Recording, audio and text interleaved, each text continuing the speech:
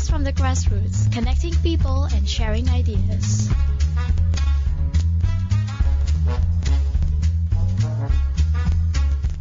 Hi, this is Arlene. And this is Grace. And with us, of course, is our long-term partner with Ecoknights because they will be having the Eco Film Festival.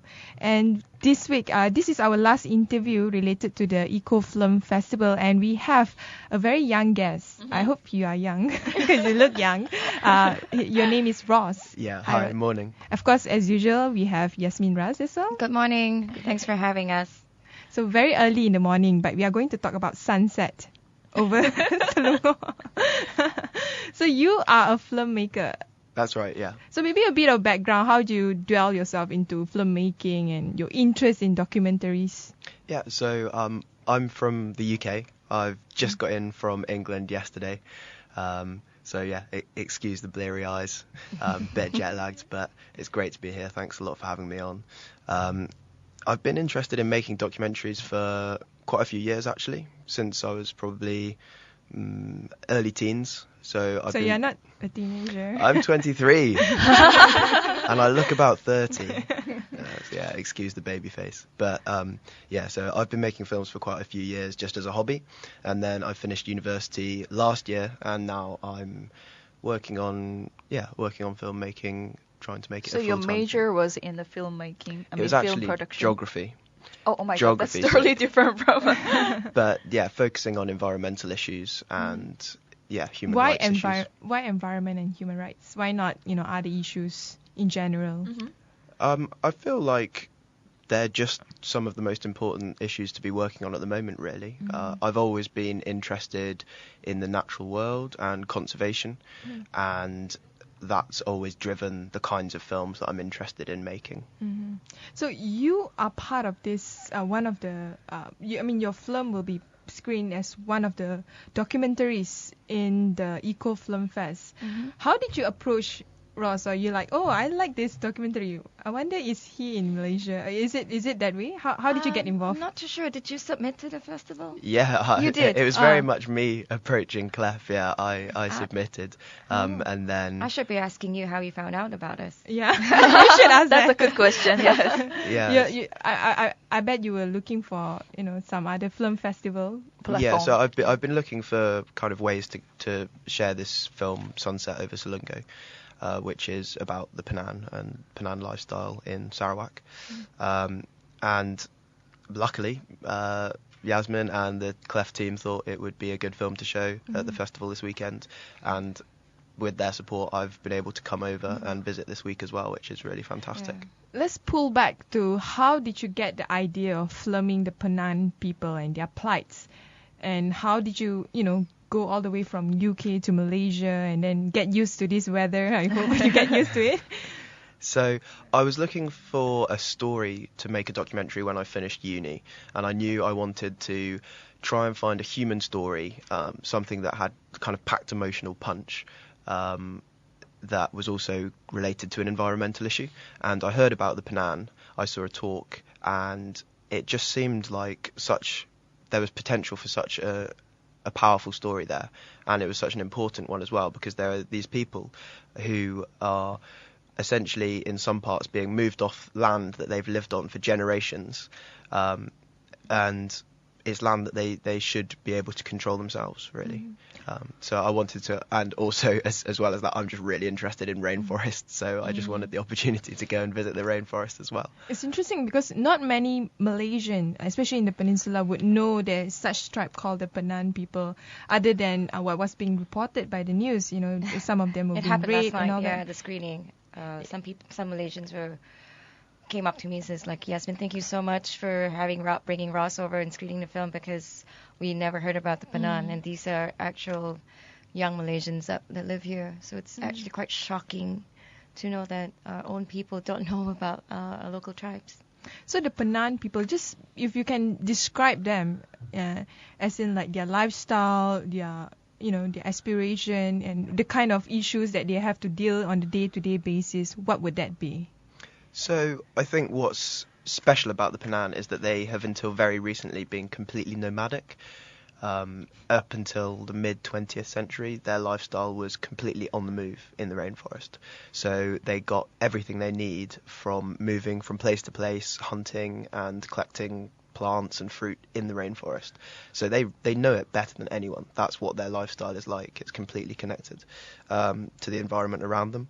So I bet when they look at the tree, they're like, oh, I know that tree. Oh, it's that's that tree. Yeah, they definitely know it well.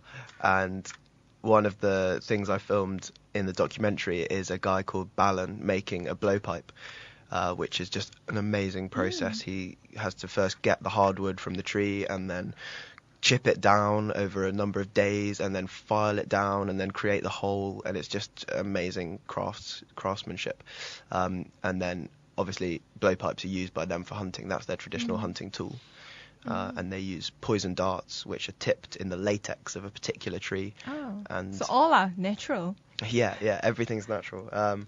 But since around like a few decades ago, they've started living in villages. They farm rice, but their whole way of life is still completely connected to the rainforest.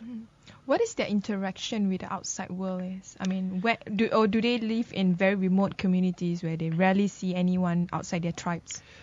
So they are remote from big cities, but they do have they have a small trickle of visitors come each year, and I think it's really beneficial when tourists come into the area, because both the tourists get to learn about what their life is like, and the Penan get to kind of communicate with people from different parts of the world as well. So it's it works both ways. It's really interesting. So how did you work your way to the place? Is called Selungo, I believe. Yeah, it's the Selungo River, so it's in Upper Baram, quite far interior. How of did you Sarawak. locate the place, locate the tribe? Did you have a local guide, or did you just figure it out yourself based on your own readings? So there's a group that runs 1 or 2 trips a year. And they're doing a great tree planting program. So I started off with this group, and then I was with them for a few days. They carried on and were doing other visits in Borneo, and I stayed put in one particular village. And then it was the people who I was staying with in the village and a couple of others who were my guides, and they showed me everything. So from here, based on the experiences, right, what's the most memorable moment that you will, share with us here? My most I'm sure you have a lot of. Yeah, no, it was kind of day after day of amazing experiences when I was there. How long was that? So I stayed for 6 weeks when I was making the film, and the film actually begins with what was my personally best experience while I was there. And we went on quite a long trek into the rainforest, so over a couple of days, and then we were sleeping out in the jungle. And then we went to the top of one of the mountains, kind of on the side of the valley, and were up really early in the morning to watch the sunrise. And I was able to record the mist forming over the tops of the rainforest. So and it was just like the most incredibly beautiful place I've ever been. It's really, really amazing there. So have you ever experienced those kind of lifestyle before this? No. That's your first time. Yeah, I think it's pretty unique actually. So how did you create the storyline for Sunset over Selungo? Or did you just go about 6 weeks, just document everything that you can find? Pretty much, yeah. The main aim was to go there and just capture as much of what the lifestyle was like as I possibly could. It's a guy called Sia and Dennis who I focus on in the film, and they kind of talk to me about some of the challenges they're faced with. So there is a kind of risk of logging, which has happened in other parts of Sarawak. But what's really special about the area where they live in Upper Baram is it's one of the last tiny pockets of primary rainforest. So whereas so many areas have either been partially logged or completely logged, this patch hasn't been logged at all, which makes it really unique.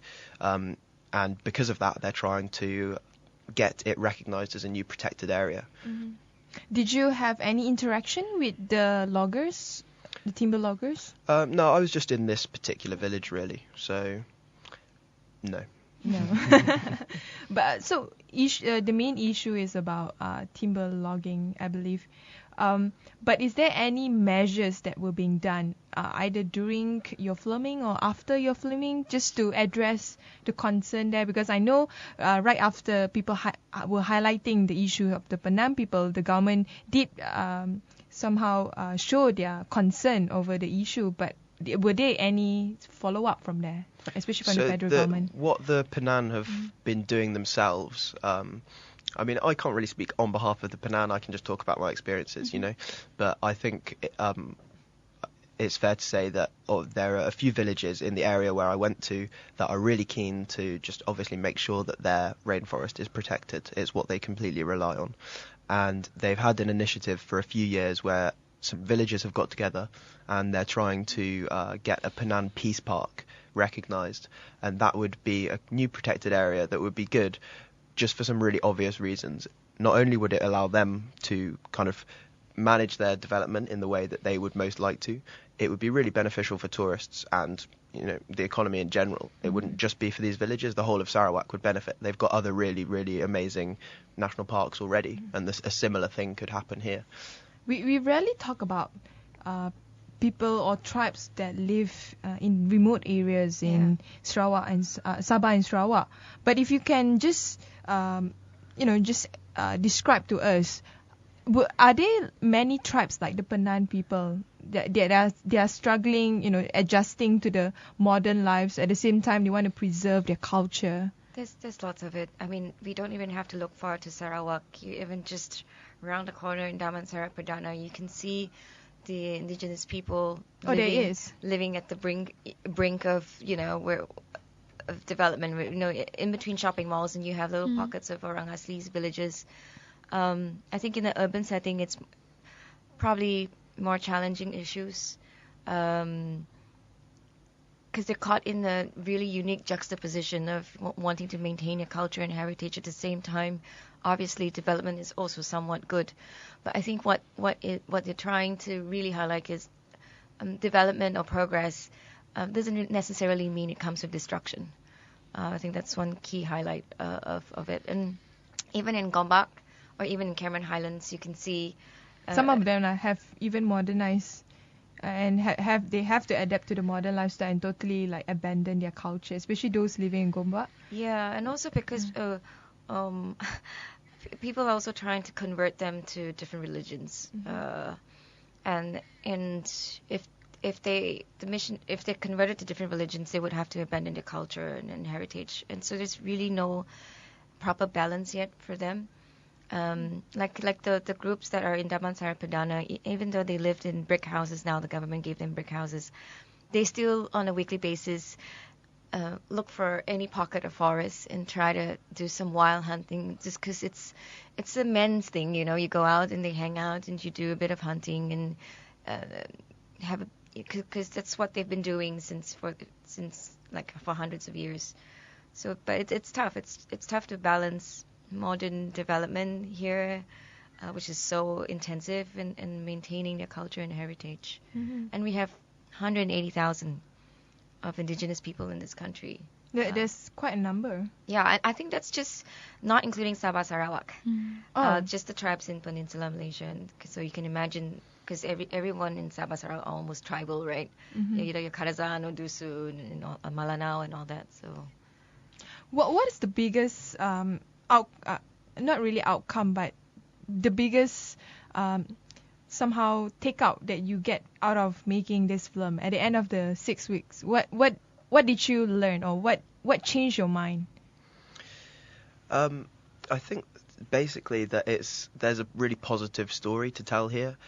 At the moment, it doesn't have to be a kind of a scary message about the loss of the rainforest out there, because there still are really incredible landscapes and incredible environments in Sarawak, and I think that should just be taken by people as a really powerful reason to make sure what is left is protected. So would you do you have any other plans after this? Or do you want to produce films like similar to this film? In the long term, I'd like to make documentaries. Yeah. So have you thought about a new location or? No. If anyone has suggestions, yeah. Excuse me. So back to this film screening. Do you have any expectations from the audience or from the public? I hope people enjoy the film. I'm just interested to hear what people think about it really. When I was making it, the aim was to try and really just show what the lifestyle's like and not put too much of an imprint of kind of my own interpretation on it. It's meant to just be quite an honest, if you like. So what portrayal. were your challenges when in making this film? Mainly communication. So I went there unable to speak Penang, and not many people in the village speak English. We can't speak Penang. Yeah. We'll probably face the same So how challenge. did you overcome? So there were a couple of people who spoke just a little bit of English, which was enough to kind of get by, but not enough English to ask the kind of questions I wanted to for the filmmaking. So I was able to use a Penang to English dictionary, and each night I'd kind of write out the list of questions You that I managed wanted to get to the ask. dictionary. Yeah, amazingly. There was one in the village, and there can only Very be about... resourceful, huh? Yeah. There must be about 50 in the world, I don't know. And yeah, so then I was able to ask the questions for the interviews. After I came home, I had a load of footage that I didn't understand basically what people were Definitely, saying. yes. And then after that, I was able to find someone who could speak Penang and English and translate it for me. So it was more like self-made film. So what are the devices that you used for this particular film, if you don't mind sharing? Yeah, I used a Panasonic handheld camera, and I suppose what's interesting is that people can make a film with quite easily accessible equipment now. So in terms of the connection with Clef and kind of the things I'm going to be seeing here, it's going to be really interesting to see kind of what different backgrounds filmmakers have and where they're coming from, because I think it should, like, the availability of technology now should really democratize who can make films. It doesn't have to be some huge film studio. Anyone who wants to tell a story can really tell a I story. can agree with that, yeah. When did you meet this film? When did I film? Yeah. Last summer. Last summer. Yeah, 2013.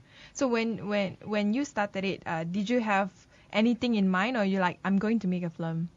That's it. Like, I don't care whether there's a film festival or not. I'll figure it out that on the later part of when I finish my film. Or did you have like a goal that you want to set?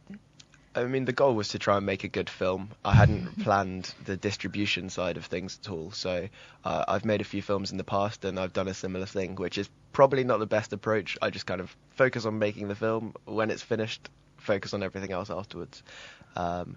Yeah, so I just kind of set out to make. So in your own perspective, what is a good film? I think in terms of documentary, something that's honest, and something that hopefully takes the viewer on some kind of journey, really, that they end up feeling differently about something than they did at the beginning. So when was your last screening of your documentary, Sunset over Selungo? So we had one screening last night with Clef and Messim, an environmental group, and that was great to be able to be here and show it. So what was the audience reaction? People seemed to really like it, which was encouraging. Yeah, I was able to talk to some people after the screening, and people were really positive about the film, so that's great. And like Yasmin mentioned, there are not many people who are aware of this particular community. So what were the reactions more like, from after watching this film? Like I said earlier, it was pretty emotional because I was just looking over to the guy on my right, and he was just bawling. If you notice, Peter was. You should make a And that's why I rom-com then. Yeah, Just kidding that's about why that. I'm really glad Ross is here and could find time to come as well, because that was exactly my reaction when I watched the film. I see. Like these issues, more Malaysians should watch it. And number two, local filmmakers should look at the kind of broad range of issues that they can actually produce as films as well. Funnily, most of the best environmental films that we bring Locally. on about Malaysia are made by foreign filmmakers, which is I guess something we need to pretty And a much educate. 23-year-old. But then Exactly. how would you approach all these people in Malaysia then to educate them and then to be able to, let them have more ideas about what's going on I in think Malaysia? Ross's presence is already a good encouragement because yesterday I had a couple of conversations with some local filmmakers that were at the screening, and they were like, we need to come talk to you and understand more about the local environmental issues. I said, yeah, that's what I've been trying to say. Like, and then the next challenge would be, will you set yourself off and go out there and do it, because like, Ross basically just up and went in 6 weeks and with no expectations, I guess, and not knowing what 6 weeks You just living went in the for forest. it. Yeah. And it takes a bit of a boldness in you to want to do Definitely. it, and Yes. that's why I think the festival is a good ground for filmmakers to hang out and get to know each other and talk to each other, because I think we need to also get the international filmmakers and the Malaysian filmmakers to have conversations to see how we can evolve. I mean, filmmaking in Malaysia is still a very niche. We either do films about horror stories or drama love stories and so forth. We're not really going into the elements are documentary not scene really too bright, much. yeah. And I think in Malaysia we have a wealth of stories to start shooting on that we need to start working on as well. In fact, I think Indonesia have better films than us. I agree. Sorry It's for just being more a bit refined, more critical of our own country. Yeah. I mean, it's all constructive criticism, It's the idea is to kind of get Malaysians to look at the variety of issues that we have here. that's true. But none is just one tribe. We have so many more tribes. Who's documenting them? And then some of especially these on our backyard. Yeah, The and one some at of the these Damansara tribes are Heights. already at the brink of extinction, like the Chewong community in Pahang. There's only about 30 families left, and they're the only ones that are known as the forest doctors, because they could just walk into the forest and they know it's like a pharmacy for them, because their knowledge about the forest is basically from the medicinal perspective. And this is the only tribe in the whole planet, 20 families. So I'm not, and I don't see anything being done, like even just stories, which is quite a shame. So valuable. Yeah, it is valuable. So how can people watch your documentary Sunset over Selungo during the festival? Yeah, so if they're in KL, they can come and see it at 9 o'clock on Friday at Black Box at Publica. 9 o'clock at night, in the evening. In the evening, yeah. But they should come for the whole evening of screenings. So I think, is it right? It's Malaysian films Asian films on filmmakers, Friday night, yeah. So we have and that filmmakers starts from at China 8. as well. Yeah. On Friday.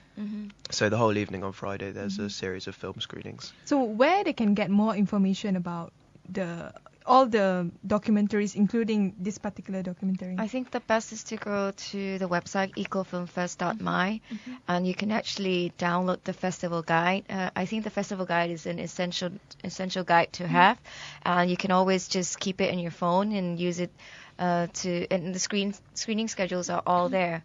I think that will be essential. And of course the Facebook page, which is Kuala Lumpur Eco Film Festival, which you will see almost now 2 hourly updates on who's coming and what's going on the next few weeks, few days. I see. I mean, before we end our segment, what is your message of this festival to our listeners? I mean, we've been having this Ecoknights segment for the past few weeks, so today will be our last, right? So, well, what's your message, and including Ross as well? I guess number one is to be aware of these local issues. I mean, the kind of films that we're screening are so broad, of so many issues.